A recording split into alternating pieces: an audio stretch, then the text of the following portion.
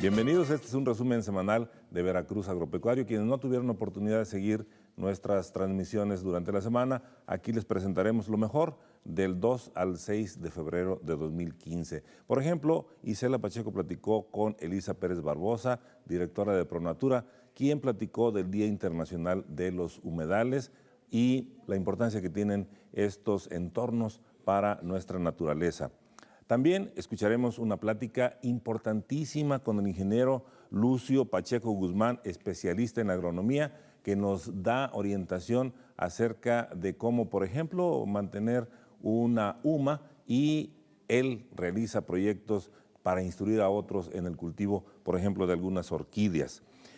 Platicaremos con el biólogo Eduardo Aranda, investigador, especialista en lombricomposta, y con la doctora Isabel Baroa, investigadora del INECOL, que es especialista en suelos, y ahí comenzamos ya formalmente, digamos, el tratamiento de los temas del Día Internacional de los Suelos, como lo ha establecido la FAO. Esperamos que comparta usted con nosotros esta emisión y que la siga compartiendo entre semana a las 19 horas por Radio Más y a las 19:30 por TV Más. Bienvenidos, comenzamos.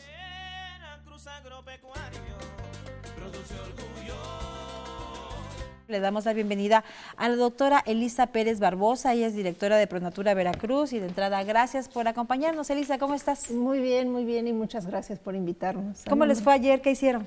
No, bueno, todos los días estamos trabajando. Todos los días, pero digo, el 2 es el internacional, el 2 el ¿no? día, Digamos. Pues estuvimos haciendo restauración de manglares en los humedales de Alvarado. ¿Qué hicieron? Pues mira, estamos innovando con unas técnicas de restauración, que es a través de chinampas, y estuvimos construyendo varias de estas chinampas allá en los humedales, en un área privada de conservación de un propietario que decidió asumir el compromiso por proteger este ecosistema tan importante, y entonces estamos en colaboración con él apoyando a hacer la restauración en su predio. Claro, ¿no? Tienes razón, Elisa, ese es un trabajo no únicamente de un día, es de todos los días porque la causa lo amerita y lo requiere. Explícale a nuestro auditorio cuál es la relevancia de estos espacios, esos ecosistemas, y la función también que desempeñan en la biodiversidad. Por supuesto, por supuesto. Mira, de todos los ecosistemas terrestres que capturan carbono, ¿no? Ahora que escuchamos tanto hablar del cambio climático y de los serios problemas que tenemos por la cantidad de gases de efecto invernadero en la atmósfera, los manglares juegan un papel primordial, ¿no? Entonces, se está destinando mucho esfuerzo y recursos para poder restaurar estos ecosistemas y que puedan incrementar todavía más su capacidad de retención de gases de efecto invernadero. Pero además de eso, son una fuente importante de alimentos, son una fuente importante de recursos naturales. Las pesquerías del mundo dependen en gran medida de que estos ecosistemas funcionen de manera, que funcionen pues de mejor manera posible. Entonces tenemos que prestarle atención, ¿no? A esto a través ya sea de la protección.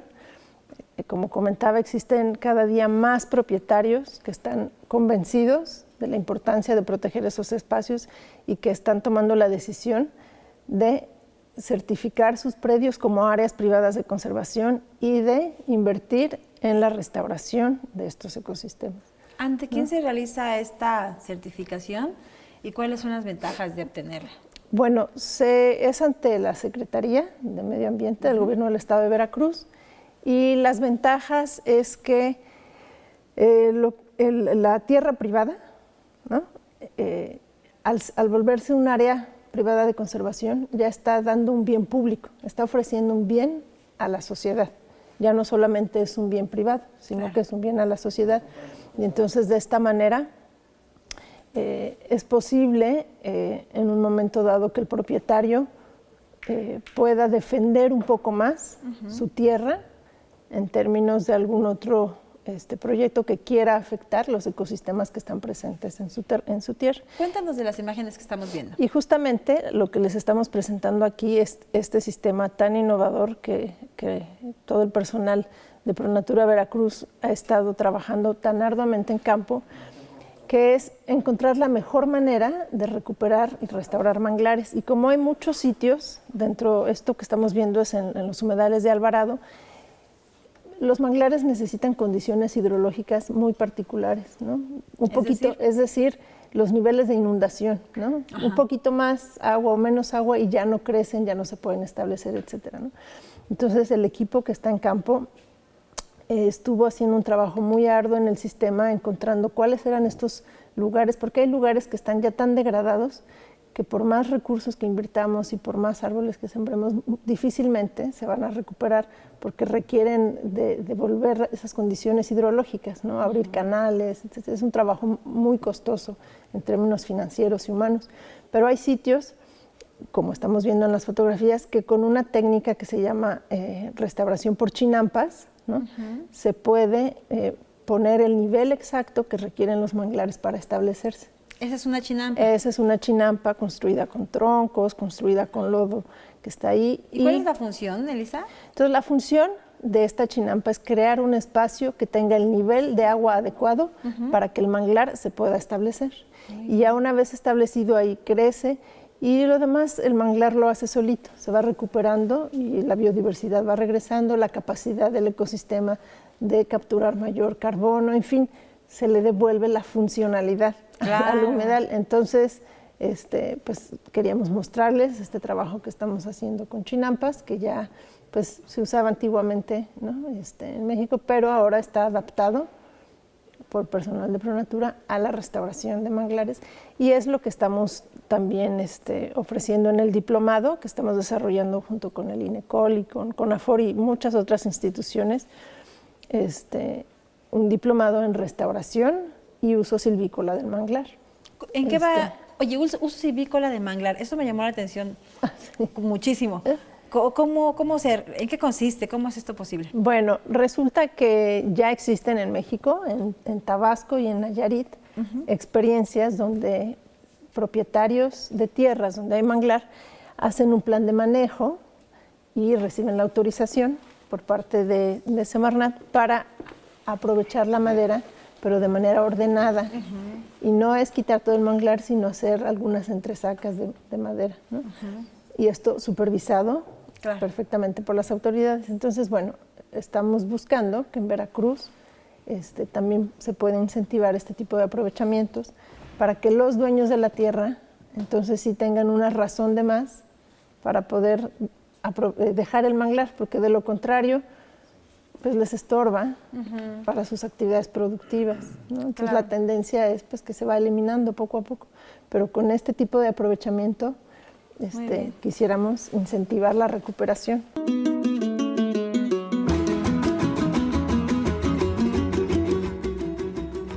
Se han causado muchos males al entorno natural, de modo muy especial en las zonas de humedales. Con los criterios actuales, se pone especial acento en bajar su detrimento con montículos y rampas que sirven como chinampas a un buen aprovechamiento.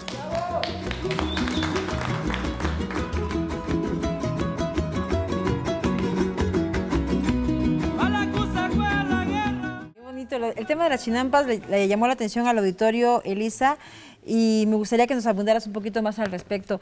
¿Cuáles son las características, cómo se construye? Y sobre todo, recordar al auditorio cuál es la función, cuáles son las ventajas que les ofrece a esos espacios.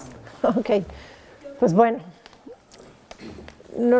lo que se hace normalmente para construir una chinampa es que primero se tiene que medir el nivel de inundación en el sitio, ¿no? Entonces se traza el nivel y se sabe perfectamente a qué altura debe quedar la chinampa para que el manglar se pueda establecer correctamente. Entonces, después de eso, pues existen muchas maneras de construirlas, ¿no? Nosotros hemos probado con varias técnicas, pero digamos que una de ellas puede ser pues colocar troncos, ¿no? Armar una estructura de troncos y después incluir lodo que llegue hasta la altura que ya se definió y ahí sembrar varias especies, se puede sembrar mangle rojo y negro, ¿no? Intercalado, y ahí se van construyendo las diferentes chinampas, se pueden ir poniendo cada 2, 3 metros, ¿no? Y lo importante también es que es la gente local la que está apoyando en la construcción de pues, de estas chinampas. Claro. Entonces, de esta manera también estamos apoyando en generar empleos verdes en la zona. Y ya, se dejan ahí y ya no hay necesidad de dar mantenimiento, ¿no? Porque tienen las condiciones propicias para crecer.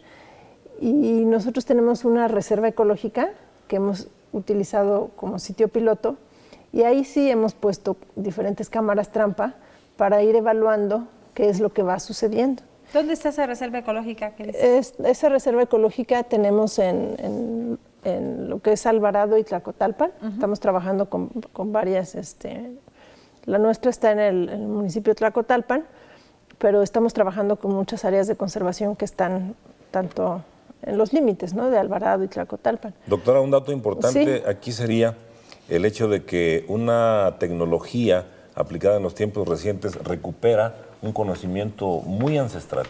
De hecho, esa es parte de la filosofía del equipo de trabajo que está ejecutando estas labores que están viendo, que es pues que precisamente eso, o sea, hay mucha gente en el campo que tiene el conocimiento, ¿no?, de cómo hacer las cosas, y entonces es una mezcla de ese conocimiento con el conocimiento técnico o científico que se pueda mezclar, y entonces pues da unos resultados como los que estamos viendo en la pantalla. Sí, porque ustedes cuando salen a trabajar a campo ponen en práctica y prueban que el conocimiento puede ir de la academia al campo, pero del campo a la academia. Por supuesto, somos completamente conscientes de eso y respetuosos de eso, y es lo que estamos tratando, ¿no?, de hacer esta conjunción y remarcar eso. Realmente este tipo de restauración ya no requiere mantenimiento. Muchas veces en las reforestaciones que también hemos hecho, después hay que estar haciendo mantenimiento,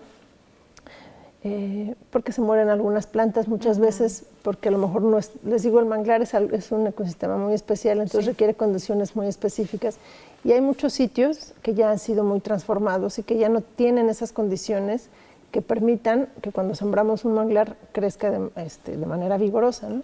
De hecho, en otro estudio que hicimos en la organización, se definió de las 19,000 hectáreas que hay con potencial de restauración en los humedales de Alvarado, realmente 9,000 de ellas, 9,000 hectáreas, ya tienen condiciones, ya están tan afectadas que se requiere demasiada inversión para poder recuperarlas.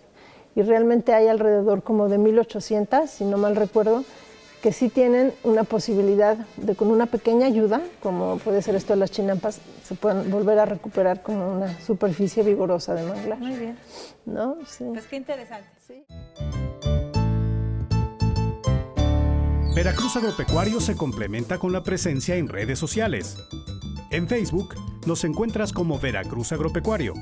En YouTube, búscanos como youtube.com/TV Más Veracruz. También nos puedes visitar en la página web www.tvmas.mx. Si quieres checar alguna información que viste o escuchaste, tienes la oportunidad de hacerlo a través de estos medios. Recuerda que con tu participación, cada vez somos más. Visítanos.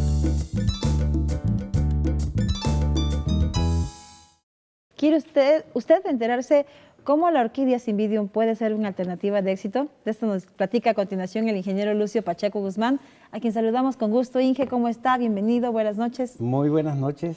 Qué gusto saludarlo de nuevo. El gusto es mío y además un saludo del Colegio de Ingenieros Agrónomos. Hablar de orquídeas es meternos a un mundo Maravilloso. Maravilloso, ¿no? Y además también mucha gente piensa que vamos a hablar de mucha tecnología o de términos que no vamos a entender, ¿no? Unas telarañas por ahí que no entendemos muchas veces, pero es algo muy sencillo, es un arte, ¿no? Que para cultivarlo no se requiere más que luz, humedad, sustrato y el aire, ¿no? Esos son los 4 elementos que requerimos para su cultivo. El Cymbidium es el más sencillo, creo yo, o será porque es el que yo me he abocado a su cultivo, pero para nosotros ha resultado el más sencillo de este género, más bien del género de las orquídeas. Este es el mayor que se cultiva en en el territorio también de Veracruz. ¿Por qué, Inge? Pues porque es muy noble, porque es muy sencillo de cultivar, además porque es muy atractivo, sirve de doble propósito porque es flor de corte y además no requiere de muchos cuidados porque lo puede dejar a la intemperie. Eso de la agricultura protegida pues nos ayuda mucho porque buscamos otras condiciones que nos puedan ayudar para producir mejor, ¿no? Y buscar los momentos adecuados también, porque la naturaleza nos cambia cada rato, la lluvia, la temperatura. Entonces, con agricultura protegida podemos avanzar más en esto, ¿no? Claro, con la agricultura protegida y también el trabajo organizado, ingeniero y en equipo da buenos resultados. ¿Existe una UMA, una unidad de manejo ambiental, con la cual ustedes han promovido también la producción del Cymbidium? ¿Es correcto? Es correcto. Nosotros iniciamos el cultivo de las orquídeas en casa, porque no hallamos cómo deshacernos de muchas que teníamos por allí, pero eso nos indujo a crear una UMA, una unidad de manejo y aprovechamiento de especies, de las cuales pues tenemos bajo resguardo 28 especies en peligro de extinción y que hemos estado trabajando sobre eso, pero no nos ha beneficiado mucho el tiempo a nosotros, además por ciertas condiciones de salud también nos ha impedido avanzar en los proyectos que teníamos anteriormente, ¿no? Pero buscamos otras alternativas. La UMA ahí está, estamos todavía trabajando con ella, pero para nosotros no ha resultado ahorita de hacer trabajos de reforestación, ni de intercambio, ni de regalos, donaciones más bien, porque no hemos avanzado en el siguiente proyecto, ¿no? Que es el proyecto a mediano plazo de producirlas en laboratorio, porque nos falta precisamente infraestructura. Claro. Y entonces buscamos alternativas para ir manteniendo esta UMA a través del género de Cymbidium, que nos ha dado resultados en estos 10 años que tenemos la UMA, ¿no? Retomando el tema de las orquídeas, Juana Vázquez de aquí de Jalapa nos pregunta cómo le puede hacer para reproducir orquídeas que no tienen tubérculos. Bueno, es también ver qué especie es, porque hay especies lateríticas que son de las rocas, hay de suelo, hay de aire, las epífitas. Entonces, lo más recomendable, me imagino que son como las laelias que ha de tener en su casa, los oncidium, que esas se pueden reproducir en las ramas en algún tronco de café, de encino, pero un tronco no va a ir a derramar el árbol, ¿no? Porque sería contraproducente ir a andar deforestando. Claro. Sino de los que ya se encuentran secos, ¿no? A utilizar esa madera. Entonces, lo recomendable es que lo amarre a un tronco, pero si quiere, por ejemplo, un dendrobium, ese le puede hacer un sustrato a base de hojarasca, a base de corteza, y o puede utilizar tepecil, puede utilizar tezontle, ¿no? Hay muchos sustratos, y en el curso que vamos a dar el próximo viernes y sábado, ahí hablaremos de ese tipo de sustratos, hablaremos de todas las especies, hablaremos de por qué hemos retrasado el proyecto de la UMA, y hablaremos de cómo haremos el taller sobre el sustrato para el Cymbidium. Muy bien, que es el que estamos viendo en que pantalla. es lo que estamos viendo ahí en pantalla, y es la floración que tenemos del año pasado a este año con ese sustrato.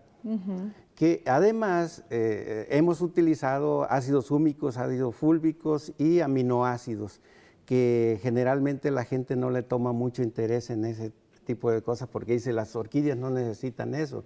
Bueno, la prueba está en que sí tenemos una belleza de orquídeas en esto. Además, los bulbos, generalmente los que están a la intemperie, pues están deteriorados porque se queman por el sol, demasiado sol o demasiada lluvia le dañan las hojas, ¿no? Entonces, aquí es el manejo de sombra, el manejo de temperaturas. Puede sacarlos hay una temporada de que los tiene que manejar uno a pleno sol y hay temporadas que los tiene que cubrir uno. Hay temporadas, por ejemplo, cuando ya está casi por abrir el botón de la flor, hay que proteger esa flor porque van pequeños insectitos así, le causan un pequeño daño, le cae una gota de agua y se nos manchó la flor. Entonces hay que tener mucho cuidado también de proteger, de hacer esas protecciones, por eso es la agricultura protegida, ¿no? Hay que hacer uso de la agricultura protegida. Qué bonito lo explica usted, ingeniero, me parece fascinante y un símil con la vida misma. ¿Verdad? Hay épocas de dar abrazos y otra de guardarlos, como dice también la palabra. Además, esta belleza, yo siempre he vivido rodeado de belleza. Sí. Mis tías, mis hermanas. ¿Ellas le enseñaron a cuidar las flores desde que era pequeño? Más bien el abuelo nos enseñó a todos allí en la familia, ¿no? A cuidar la naturaleza. Eso. A cuidar la naturaleza en sí, ¿no? Y aquí es donde vine a mezclarme más con esta belleza natural que hay en Veracruz, ¿no? Y con un conocimiento técnico que adquirió también en su formación como ingeniero agrónomo. Veracruz Agropecuario produce orgullo. Damos la bienvenida a la doctora Isabel Barois, quien es investigadora del Instituto de Ecología y especialista en biología del suelo, y al biólogo Eduardo Aranda Delgado, quien representa a Terranova Lombricultores y ambos buenos amigos de este programa. Bienvenidos, ¿cómo están?